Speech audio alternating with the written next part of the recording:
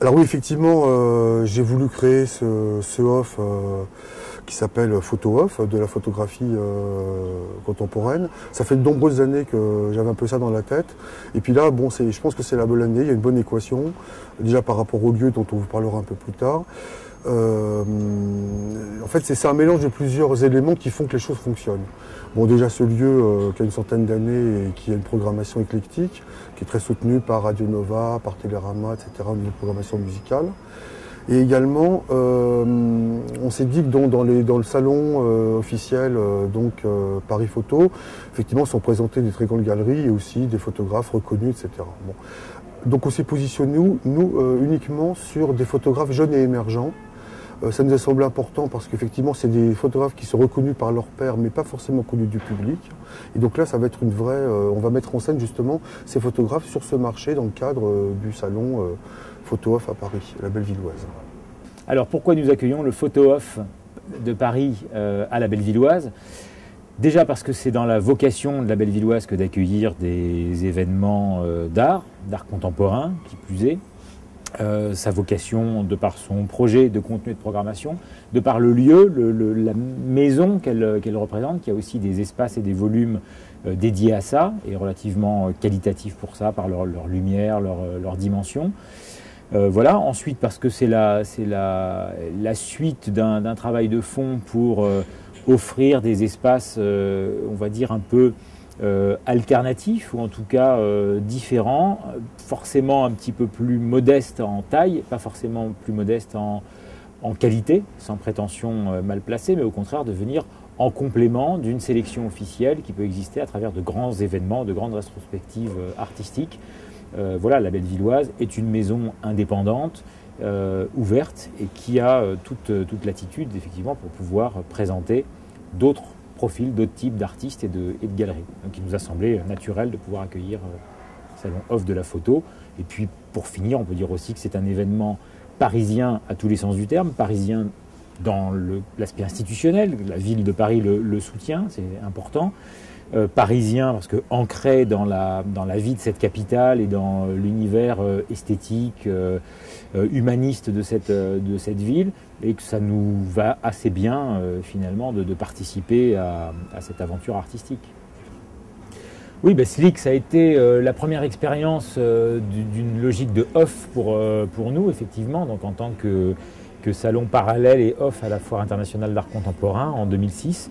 Et Slick s'est installé pour 2 éditions ici, avant d'évoluer ailleurs pour des questions après de taille et de développement divers. Mais ça a été l'endroit où on a fomenté, créé le terreau de création de Slick, qui a vraiment été un projet porté par une équipe d'indépendants qui a monté ce projet et puis qu'on a vraiment accueilli, défendu en symbiose totale avec ce lieu. Enfin, moi, ce qui m'a séduit dans le projet de Jeannette et d'Éric, c'est qu'on construise un salon ensemble. Moi, voilà, j'ai travaillé pendant 30 ans tout ce qui était culturel au Club Méditerranée. Je suis très étonnée par le snobisme, la prétention des salons. Et l'idée, c'était, enfin, ce qui m'a vraiment séduit avec vous, c'est l'idée qu'on mette nos collectionneurs en commun. Je crois que tu étais moi j'avais un de mes gros collectionneurs qui voulait acheter des photos de Patrick Tourneboeuf. Il m'avait dit qu'il avait eu un coup de foudre pour un photographe que tu avais, un artiste que tu avais chez toi. Tout de suite, je les ai accompagnés, voilà. C'est qu'on arrive à travailler. Moi, je suis pas dans un truc de pouvoir, j'ai passé l'âge et tout ça. Qu'on essaie de partager nos idées, nos collectionneurs, mais on s'est fait une un gros calendrier de collectionneurs qui sont extrêmement fidèles. Et donc c'était l'idée de partager ça avec vous. Vous ouvrez une nouvelle galerie, il faut voir les artistes que vous défendez, comment on peut monter les projets ensemble. C'est ça mon idée, hein. C'était vraiment qu'on puisse travailler avec Jeannette et Éric, que ce salon nous appartienne quelque part de cœur, et que voilà, on y mette notre énergie, nos carnets d'adresses, je disais tout à l'heure, nos collectionneurs. Je veux dire, quelqu'un qui achète aujourd'hui du Patrick Tourneboeuf, ils l'ont acheté il y a 8 ans. Il y a 8 ans, il ne valait rien du tout à Patrick Tourneboeuf. Donc voilà, ces gens-là, ils ont cru en lui, et ils peuvent demain croire à des photographes que tu as chez toi. Et c'était ça, cette idée, c'est une idée de partage. J'ai accepté les postes la fonction de consultante pour mettre en action, si vous voulez, mon expérience et aussi ma passion, et donner l'accès peut-être aux gens qui ne l'ont pas très très jeune à un événement qui, à mon avis, s'est construit d'une manière absolument exceptionnelle. Alors, pourquoi je participe à cet événement? Il y a plusieurs raisons. Je crois d'abord qu'être galeriste, il y a un aspect mission. J'aime beaucoup cette expression et j'aime beaucoup, à part la photo et la passion pour la photo, on a vraiment un rôle à jouer, je trouve. Ma galerie expose 3-4 fois par an des photographes reconnus qui ont vraiment un patrimoine important et qui ont travaillé pendant une quarantaine d'années, si ce n'est pas plus. Je peux citer Douglas Kirkland, David Duncan, etc. et les autres. Mais ce qui me semble capital pour une galerie, c'est être une plateforme pour les jeunes photographes pleins de talent, qui sont reconnus par ses pairs, qui travaillent depuis très peu de temps. Et je propose au moins 5 fois par an d'expositions personnelles pour les gens qui n'ont jamais exposé. Et ce qui m'a attiré ici, c'est l'endroit qui est absolument exceptionnel. C'est l'atmosphère qui est complètement atmosphère off. C'est dans cette atmosphère-là que j'ai envie de plonger mes jeunes gens pour démarrer leur carrière. J'ai besoin de cette fraîcheur, j'ai besoin de cet esprit communautaire, j'ai besoin de choses peut-être moins formelles que toutes les autres foires que je trouve ici. Le choix de directeur artistique qui est Jeannette Danel, absolument d'une rigueur parfaite. Et je trouve que la chose la plus importante, à part les lieux, c'est la qualité des gens qu'on présente et la jeunesse des gens qu'on présente. Un challenge faire photo off parce qu'effectivement je trouve qu'il y a plein de choses dans la photo à faire, dont dans les jeunes et émergentes. Et faire quelque chose de parallèle à Paris Photo, je pense que c'est le bon moment. D'accord. Donc pourquoi vous positionnez sur jeunes et émergents? Sur les jeunes émergentes, je pense pour l'espoir, qu'effectivement on peut suivre leur carrière plus longtemps qu'on a déjà fait avec les gens qui sont déjà bien installés, etc. Et qu'on voit des choses qui se font aujourd'hui. Je trouve qu'il faut vivre dans l'aujourd'hui. Voilà. Cette idée de la maison des off, qui nous a peut-être été soufflée par Eric Fantou de Art Event,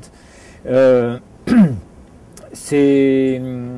Oui, alors ça pourrait paraître un peu excessif le côté la maison, parce que je pense que la nature même d'un off, c'est justement son côté un peu trublion, un petit peu libre, inopiné, mouvant, pas forcément ancré dans un même endroit. Donc il n'est pas du tout question de revendiquer une sorte de monopole des off, etc. Par contre, d'être un point de rendez-vous où le principe d'un off, de quelque chose qui ne fait pas partie à un moment donné d'un académisme ou d'une démarche officielle ou institutionnelle et qui a quand même envie de dire on est là, on a des choses à vous dire, à vous montrer et on a la prétention de penser qu'on est légitime pour ça, que ce soit un artiste qui tienne ce discours, une galerie, un organisateur, un intermédiaire quelconque.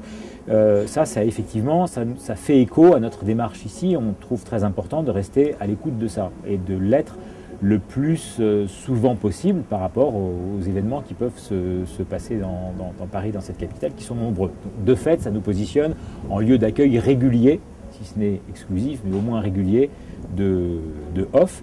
Et au-delà de l'accueil des off, l'accueil aussi, on pourrait presque dire, de l'after, d'événements officiels, y compris chronologiquement. Enfin, c'est aussi souvent la Bellevilloise, à l'occasion de certains événements, un point de rendez-vous parce que convivial, parce que permettant aussi de présenter les formes live alternatives, les prolongations d'un travail qui va être fait dans le domaine de l'art, que ce soit en photo, en art numérique, en peinture, etc. Voilà, il y a des expériences avec la musique ou d'autres qui peuvent tout à fait trouver leur place également ici.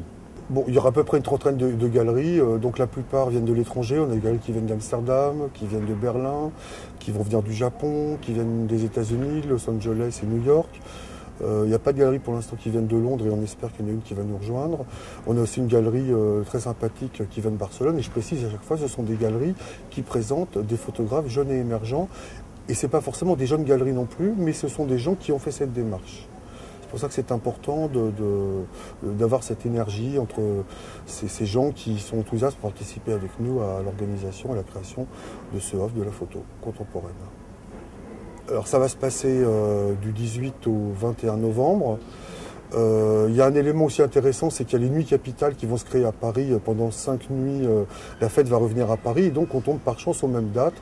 Donc il y aura certainement aussi une petite synergie entre nous, le mois de la photo off, Paris Photo, les nuits capitales. C'est pour ça également qu'on a voulu décaler un peu les horaires d'ouverture qui iront plutôt de midi vers 22h30, où là il y aura effectivement à partir de 18h30 des apéritifs et de 20h30 à 22h30 il y aura des photos after où là il y aura mixage d'images, il y aura du multimédia, il y aura des DJ soft qui vont faire une bonne petite musique d'ambiance parce que la photo c'est aussi quelque chose qui peut être joyeux et le public est sensible au fait qu'on leur présente de façon un peu novatrice des œuvres dans un contexte où il n'y a pas des allées à droite, des allées à gauche et puis un stand.